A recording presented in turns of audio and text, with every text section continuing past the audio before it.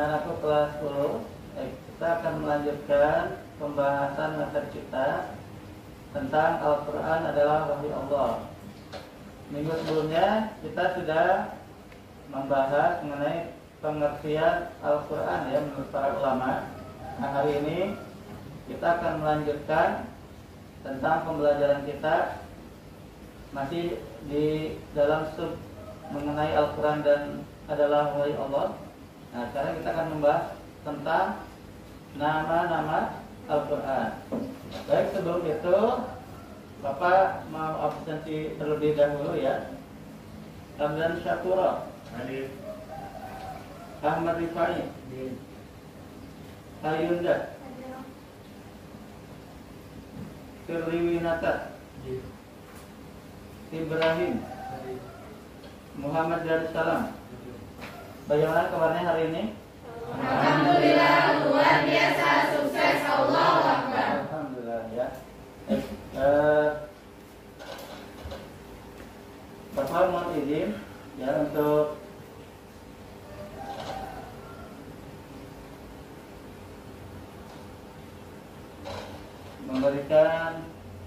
sebelum memberikan materi, Bapak ingin menyatakan lagu kebangsaan Indonesia Raya. Nah, mohon nanti agar berdiri semuanya ya.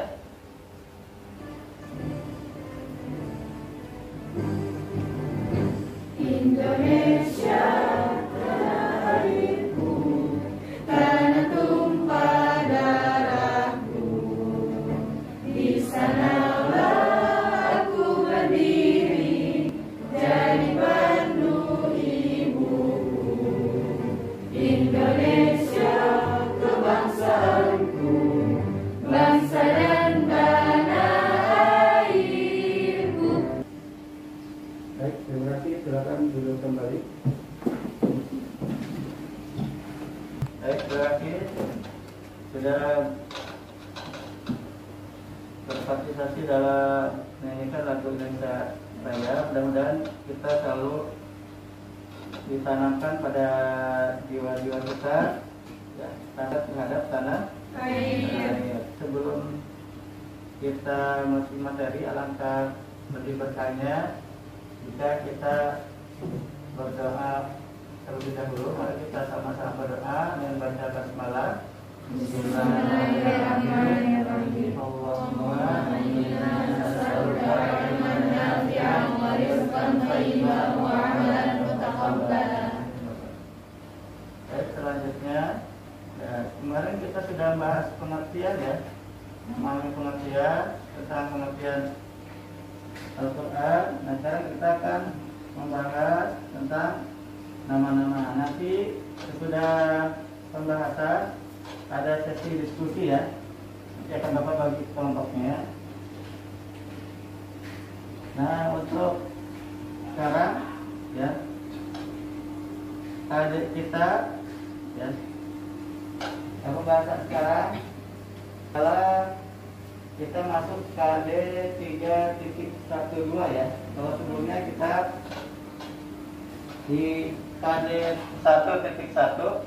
Nah, sekarang kita masuk KD-nya di kognitifnya 3.1.2, yaitu menganalisis pengertian Al-Quran menurut para ulama ya, yaitu tentang nama-nama Al-Quran ya. Kalau kemarin tentang pengertian Al-Quran menurut para ulama. Nah, sekarang masuk ke pembahasannya. Yang keduanya itu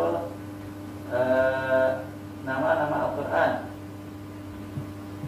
Yang selanjutnya pada 4.1.2 menyajikan hasil analisis pengertian Al-Quran yang disampaikan para ulama. Nanti juga sama berkaitan tentang nama-nama juga. Indikator pembelajarannya yaitu menelaah pengertian nama-nama Al-Quran ya, merinci nama-nama Al-Quran, menyimpulkan nama-nama Al-Quran. Kemudian nanti di pembahasan diskusi kita akan membahas tentang membuat tabel nama-nama Al-Quran, membedakan nama-nama Al-Quran dan mengintegrasikan nama-nama Al-Quran. Ini ada tujuan pembelajarannya. Tujuan pembelajarannya bisa dilihat di depan. Ini masih berkaitan juga ya Ini ada baik, tujuan pembelajaran kita yaitu di sini kita ya menggunakan metode discovery learning, metode diskusi dan penugasan. Nanti insya Allah akan ada diskusi dan penugasan ya mengenai pembahasan nama-nama Al-Quran ya. Boleh dibantu dibaca oleh Ayunda. Kelihatan tulisannya? Silakan Ayunda. Nama Al-Quran bukanlah satu-satunya nama yang diberikan Allah Subhanahu wa Ta'ala terhadap kitab suci yang diturunkannya kepada Nabi Muhammad SAW. Menurut Al-Zarkashi dan As-Suri di dalam kitab Al-Itqan menyebutkan bahwa Al-Quran mempunyai 55 nama. Bahkan dalam ensiklopedi Islam untuk pelajar disebutkan ada 78 nama-nama bagi kitab suci Al-Quran. Namun jika diperhatikan dan jadi ini dalil Al-Quran yang berkaitan nama pertama yaitu apa? Al-Quran. Nah, Al-Quran ini sebelumnya sudah disebutkan pengertian Al-Quran itu dari kata apa? Quran. Ya, itu qiraatan atau Quranan, Quranan. Nah, Al-Quran merupakan nama paling populer dan paling sering diletakkan pada kitab suci terakhir yang terkait pada Nabi Muhammad SAW. Semua segala sesuatu sama. Misalkan buku Al-Quran di sini, ya. Ini disebut apa? Bacaan. Dalam bahasa Arab bacaan apa artinya? Bacaan. Kalau Al-Quran itu firman. Bacaan. Masdar. Qiraatan. Qiraah, ya. Qiraah itu artinya semua segala sesuatu bacaan. Tapi apa yang membedakan Al-Quran dengan kitab-kitab yang lainnya? Apa yang membedakan Al-Quran dengan kitab-kitab yang lainnya? Apa bedanya LKS Al-Quran hadis dengan Al-Quran? Sama-sama qiraah kan, sama-sama bacaan. Beda isinya, oke, betul. Beda segi bahasanya. Ya, dia bahasa syair. Apalagi? Diturunkan dalam bukan betul. Silakan disimak ya, ini videonya yang membedakan Al-Quran dengan kitab-kitab yang lainnya ya. Nanti kamu simak. Nah, kira-kira apa nih kesimpulan yang didapat dari video tersebut ya.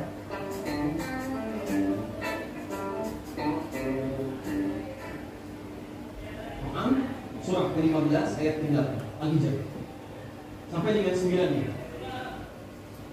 Lihat ayat 9 nya, langsung ke ayat 9. Inna nahnu nazzalna dzikra wa inna lahu lahafizun. Kami yang telah turunkan Al-Quran sebagai zikir supaya Anda ingat.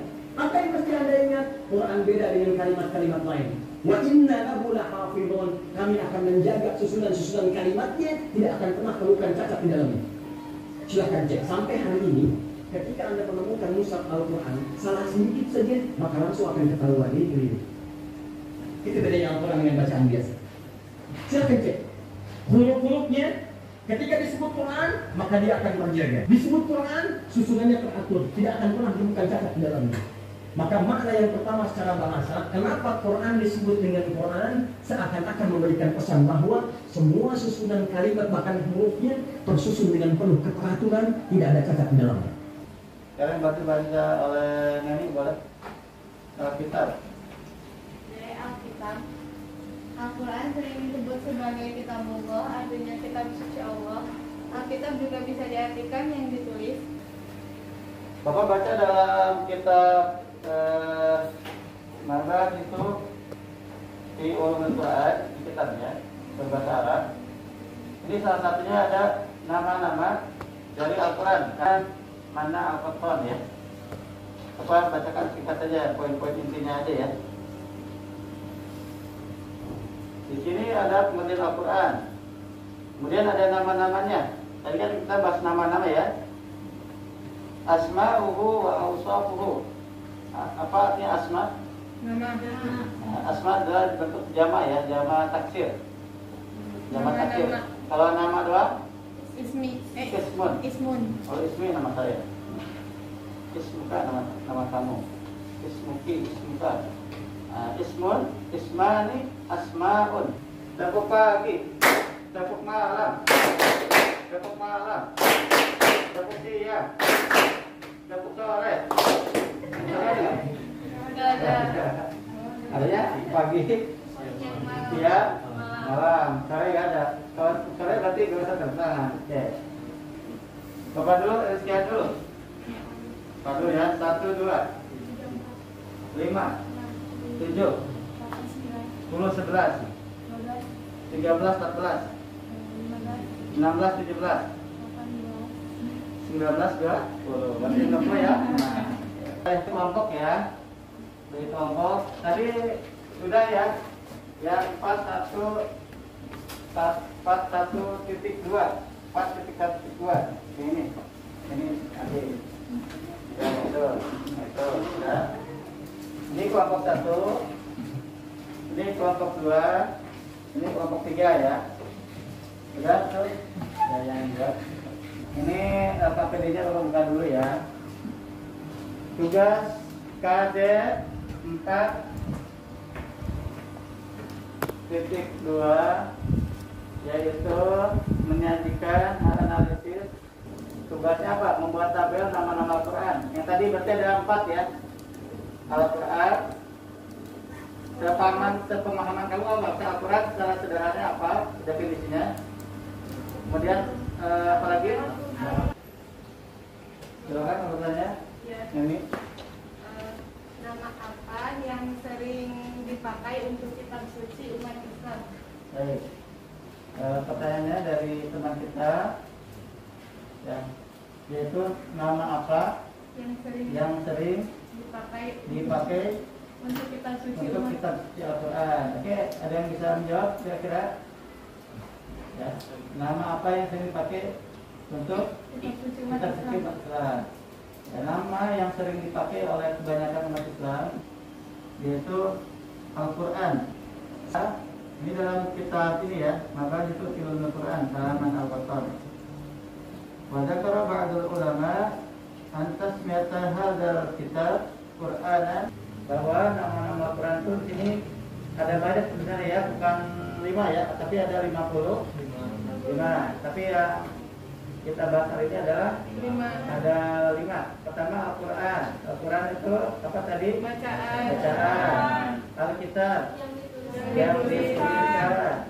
Al-Furqan Pembeda. Al-Furqan pembeda.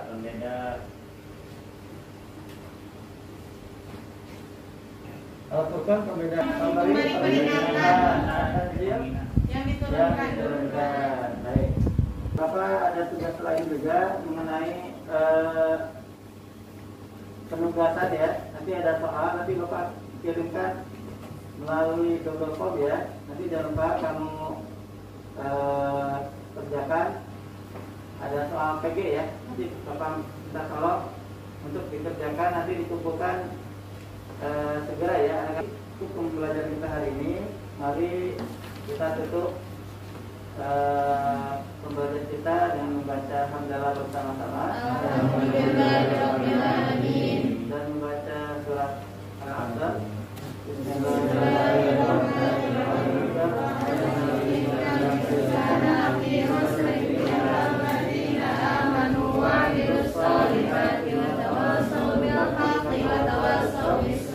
Baik, terima kasih atas waktunya.